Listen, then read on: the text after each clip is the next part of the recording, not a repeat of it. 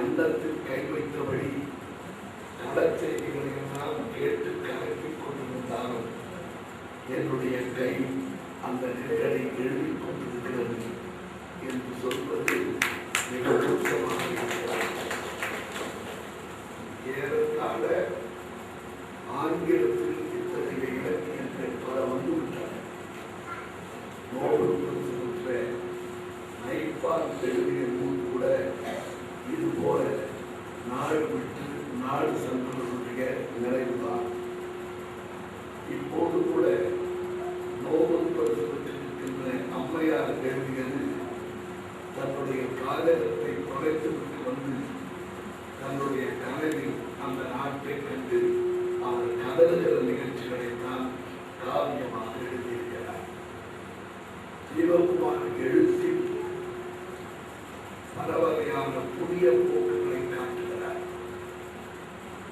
வவுனியா பகுதியில் வன்னிய வீரருடைய வரலாற்று நிகழ்ச்சியை காட்டிவிட்டு அதே காட்சி அதே நினைவு இன்றைய நிலையில் எப்படி நடக்கும் என்பதை இன்றைய நாடுக்குள் சேர்த்து காட்டி ஒரு பழைய காலத்தின் வீரம் நிகழ்காலத்தில் இன்னும் பொறிப்புலக வீரமாக எப்படி பொழித்து திகழ்கிறது என்பதை காட்டுகிற கலை வியப்பாக இருக்கிறது.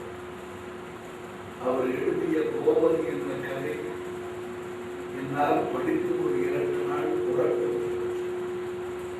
எத்தனை ஆசை கனவுகளோடு இயக்கத்தில் இருந்து விடுதலை பெற்று வந்து எப்படியாவது வாழ வேண்டும் என்று தாய் தந்தைகள் விரும்புகிறார்கள் என்பதற்காக அயல் நாட்டு மணமகன் எனக்கு மகிழ்ச்சியை தருவான் என்ற ஏக்கத்தோடு சென்ற அந்த பெண் சிங்கப்பூரில் நடக்கிற திருமணம், பிறகு டென்மார்க்கில் வாழ்க்கிற கொடுமை, ஒரு அடிமையாக கொடுமை மண்டலத்தில் தள்ளப்பட்டு கோபதி எப்படி துண்டு துண்டாக நார் நாராக அந்த பூமானை கிழிக்கப்படுகிறது என்பதை ஜீவகுமார் எழுதிய போது இப்படி ஒரு வாழ்க்கை இருக்கிறது என்பதை காண்பிக்கிறது.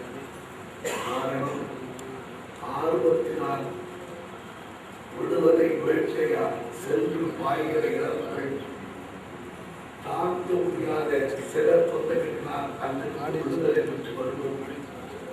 பிறகு வாழ்வை தேடி அயல்நாட்டுக்கு செல்வதும் என்று போகும் போது அருமையாக எழுதுகிறார்.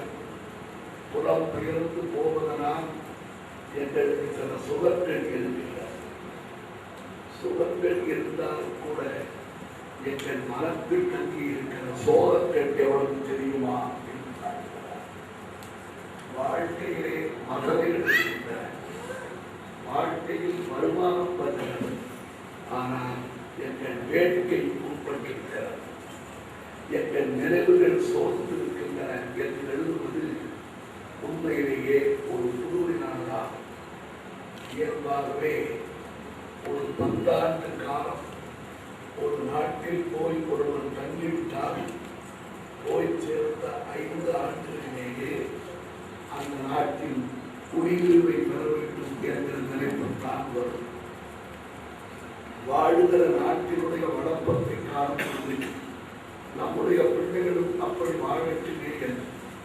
ஆனால் தாய் தந்தையர் மனத்தில் தங்கி இருக்கிற அந்த ஆர்வம், காதல் பிள்ளைகளின் மனத்தில் மட்டும் போய்விடும் என்பதையும் நாம் எதிர்பார்க்கிறோம்.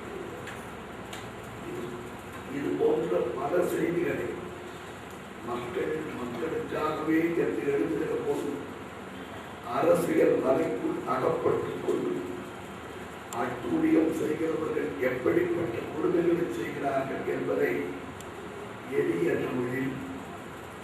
தமிழில் எவரும் விரும்புகிற நிலையில் எழுதியிருக்கிறார் நண்பர் ஜீவகுமார் அவர்கள். 2 கருத்துக்கள் வாழுகிற நாட்டின் சூழலை பற்றியே முழுவதுமாக வரைந்து காட்டுகிற நூல்கள் என்று சொல்லவும், வாழுகிற நாட்டின் சூழலை காட்டி வாழ்ந்த நாட்டில் எப்படிப்பட்ட நிலை இருக்கிறது என்பதை ஒப்பிட்டு